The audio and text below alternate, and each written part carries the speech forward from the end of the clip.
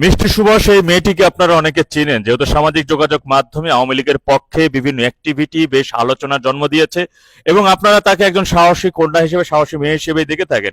কিন্তু তার পিছনে যদি গুপ্তচর সংক্রান্ত কোনো কিছু লুকিয়ে থাকে, তার সহযোগিতায় যে একের পর এক আমার তৃণমূল কর্মী, আমার ভাইরা যদি গ্রেপ্তার হতে থাকে, এই তথ্যটি জানার পর আপনার কাছে কেমন লাগবে? মনে রাখবেন, সর্বপ্রথম তিনি আলোচনায় এসেছিলেন বেশ গভীর রাতে, তার বাসায় জামাত, বিএনপি কিংবা পুলিশ হানা দিয়েছে, এভাবে তিনি ফেসবুকে লাইভে এসেছিলেন এবং সেটা থেকে বেশি আলোচনা জন্ম হয়। অনেক সিনিয়র নেতারা সে বিষয়টিকে শেয়ারও করেছিল। কিন্তু পরের দিনই আবার তিনি একটি প্রাইভেট কার গাড়ির মধ্যে বলেছিলেন যে তারা হামলা করেছিল, কিন্তু কোনোভাবে সে প্রাণে রক্ষা পেয়েছে এবং তিনি স্থান ত্যাগ করেছে। কিন্তু সেই বিষয়টি আমার কাছে সন্দেহ আসে, কারণ 5 আগস্টের পর থেকে এই পর্যন্ত আওয়ামী লীগের, তৃণমূলের নেতাকর্মীদের বা যাদের বাসায় বিএনপি, জামাত, পুলিশ হামলা করেছে, তারা পরের দিন আবার অন্য জায়গায় গিয়ে সুস্থ শরীরে ছিল। এটি ইতিহাসে কখনো ঘটে নাই। কেন, প্রেস ক্লাবের সামনে থেকে তো আমাকে তো মপ তৈরি করে আমাকে তো মেরে তখন পুলিশে ধরেছিল। 2 মাস তো জেলেই ঠিক ছিলাম নাকি, আমাকে তো রাস্তা থেকে ধরে এই অবস্থা করছে। আর তো বাসা তো এখন কথা হচ্ছে, জানতে পেরেছিলাম তার বাসায় তৎকালীন সময় আসলে বিএনপি, জামাত কিংবা পুলিশের কোনো কেউ হামলা করেনি, হামলা করেছিল টোকাই শ্রেণীর পোলাপান। তার বাসায় মাদক আছে এই সন্দেহ থেকে, এবং মাদক তার বাসা সার্চ করবে এই কারণে এটি। আর সেইটিকে তিনি রাজনৈতিক ভাবে নিয়ে গিয়ে বেশ ভালো ইমোশন আপনাদেরকে কাজে পেয়েছেন এবং তাকে অনেক সাহসী, বা দেখা গেছে যে দরজার পাশে খটখট করে এমন সময় তিনি নেত্রীর একটি ছবি সবসময় দেখান। নেত্রীর একটা ছবি সবসময় থাকে। মনে রাখবেন, আবেগ না বিবেক দিয়ে চিন্তা করতে হবে।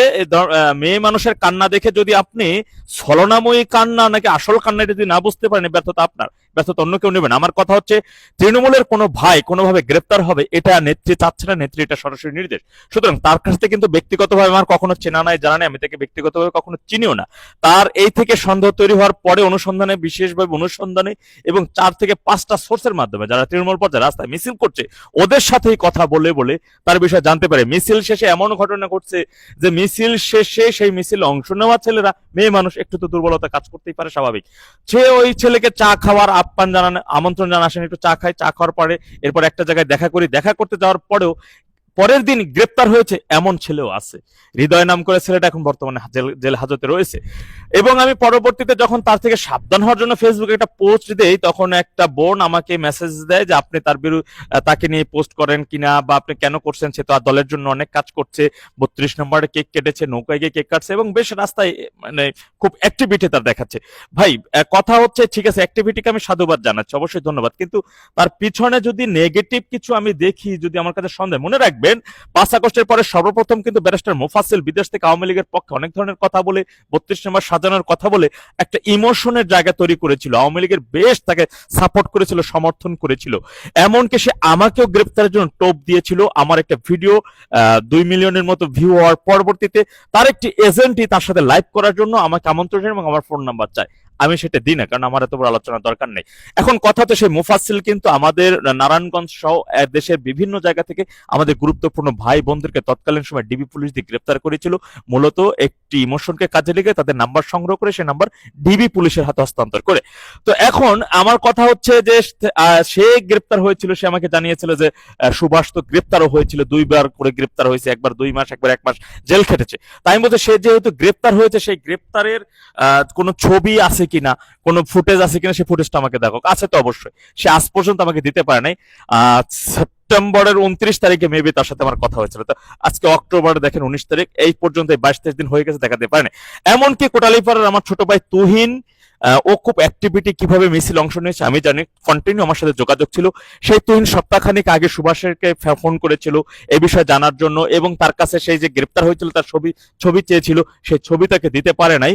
এবং তুহিন গত 17 তারিখে গ্রেপ্তার হয়ে গেছে, কারণ সে জানতে পারছে তুহিন কোটালীপাড়ায় আছে। চিন্তা করেন।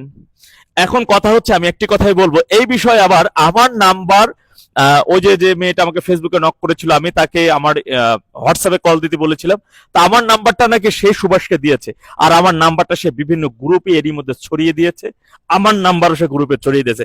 এমনকি গতকালকে দেখেন, আমি সকালে বের হয়েছি, বাসায় আসতে আসতে আমার রাত্রে 12:30 বেজে গেছে। আমি গতকাল প্রচুর ব্যস্ত ছিলাম, এসে আমি ওই রাতে গোসল করে খেয়ে তারপরে ঘুমিয়েছি। এখন কথা হচ্ছে, সে আমাকে ফোন করেছে, একটা ভয়েস মেসেজ দিয়েছে, ফোন করেছিল গতকাল, আমি ধরতে পারিনি। ভয়েস মেসেজ সে আমাকে বলতেছে, কিরে তুই কি আমার সাথে কথা বলতে ভয় পাচ্ছিস, ফোন ধরিস না কেন? এই ধরনের মেসেজ সে আমাকে দেয়। একবার চিন্তা করে দেখেন কত বড় সাহস। আমি সুভাষকে একটি কথাই বলতে চাই, ওই আওয়ামী লীগের সাজা না, ভাই সাধু হওয়া এক জিনিস আর সাধু সাজা অন্য জিনিস। অনেকেই আছে যে এই আওয়ামী লীগ সেজে আওয়ামী লীগ এখানে ঢুকে আমার ভাইদেরকে গ্রেপ্তার করেছে বিভিন্ন গ্রুপে, জয় বাংলা বঙ্গবন্ধু শেখ হাসিনার ছবি দিয়ে গ্রুপে ঢুকে ঢুকে মিছিলের লোকেশন জানার পরে সেই মিছিলের বিষয়ে পুলিশকে অবগত করছে। মনে রাখবেন তার বাসায় ঘটনার পরে সে যেদিন প্রাইভেট কার গাড়িতে করে যাচ্ছিল সেদিন তার শ্যামলীতে আমাদের একটা মিছিল ছিল, ওই মিছিলে ওর আসার কথা ছিল। এটিও সেই মিছিলে থাকা লোকজন আমাকে বলেছে তার আসার কথা ছিল, কিন্তু ও আসে নাই। ও জানতো এখানে মিছিল, ওদিন কিন্তু পুলিশের সর্বপ্রথম আমাদের মিছিলে হামলা করে। তাকে সন্দেহের অনেকগুলো কারণ, অনেকগুলো রিজন রয়েছে। এখন কথা হচ্ছে আমারও হৃদয় আর আমার ছোট ভাই তুহিন যদি বের হয়ে আসার পরে ওরা যদি বলে যে তার সাথে কথা বলার পরে এমন এমন ঘটনার পরে আমি গ্রেপ্তার হয়ে গেছি, সত্যি কথা বলছি, খোদার কসম করে বলছি, যে যত বড়ই তার পক্ষে সে দাঁড়ান না কেন ছিঁড়ে ফেলাবো একেবারে। আমি সুভাষকে আমি বলতেছি লাইভের মাধ্যমে, ছিঁড়ে ফেলবো আমি একেবারে। যদি আমার একটা তৃণমূলের ভাই কারো এই ধরনের জয় বাংলার ভিতরে আসছে এবং এ সেই রূপ ধারণ করে গুপ্তচরের ভূমিকায় কাজ করছে, তাদের ক্ষমা হইতে পারে না, কারণ এরা বিষধর মোস্তাকের চাইতে অনেক কঠিনতম খারাপ মানুষ। সুতরাং আমি বলবো তার থেকে যারা ভিডিওটা দেখেন তার থেকে সাবধানতা অবলম্বন করুন। অনেকেই এরই মধ্যে আমার কথা জানার পরে বেশ কয়েকটা জায়গায় ওরা ফোন করে জানার পরে বলতেছে ভাই আমরা তো আতঙ্কিত আছি, সে আমাদের নাম্বার জানে। আমি বলছি সাবধানতা অবলম্বন করো, তোমরা সাবধানতা অবলম্বন করো, প্রয়োজন ওই নাম্বারটা চেঞ্জ করে ফেলো। সুতরাং তার থেকে আপনারা যারা আছেন তার থেকে সাবধানতা অবলম্বন করুন, আবেগ না বিবেক দিয়ে চিন্তা করুন। আমি জানি ভিডিওর পরে হয়তো সে ফেসবুকে সে কান্নাকাটি করবে, সেই কান্নাটাকে মেয়ে মানুষের কান্না, ছলনার কান্না, অরিজিনাল কান্না, সেটা যদি বোঝার ক্ষমতা আপনার না থাকে তাহলে আমি বলবো আপনার পুরুষের মতে সন্দেহ আছে। ভালো থাকুন, আসসালামু আলাইকুম।